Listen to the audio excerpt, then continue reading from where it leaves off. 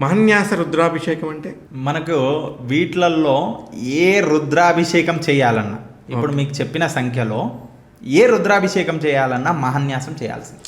ఓహో, ఇది శాస్త్రీయ వచనం. ఏదైతే ఉందో మహన్యాసం చేసేంతవరకు, న్యాసం అంటే మన శరీరంలో ఉన్నటువంటి ప్రతి ఒక్క అవయవాన్ని కూడా శుద్ధి చేసుకొని, ఓకే, ఆ యొక్క అవయంలో ఆ యొక్క రుద్రుణ్ణి ప్రసన్నము చేసుకొని ఆ చేతితో మనము రుద్రుణ్ణి తాకగలుగుతాం.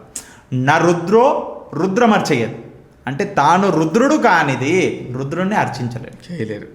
మనం అనుకోవాలి, మనము రుద్రుడు కావాలి. ముందు మనము మానవుడు చెయ్యని తప్పంటూ ఎన్నో రకాల తప్పిదాలు చేసింటాడు. తన చేతులు తప్పులు చేసిండే, తప్పుడు వినింటాడు, తప్పు మాట్లాడింటాడు, తప్పు చూసింటాడు. ఇవన్నీ ఏవైతే ఉన్నాయో అవన్నీ దోషాల నివారణ కావడానికి ప్రతి ఒక్క దానికి న్యాసం ఉంటుంది, ప్రతి ఒక్క దానికి ఒక మంత్రం ఉంటుంది.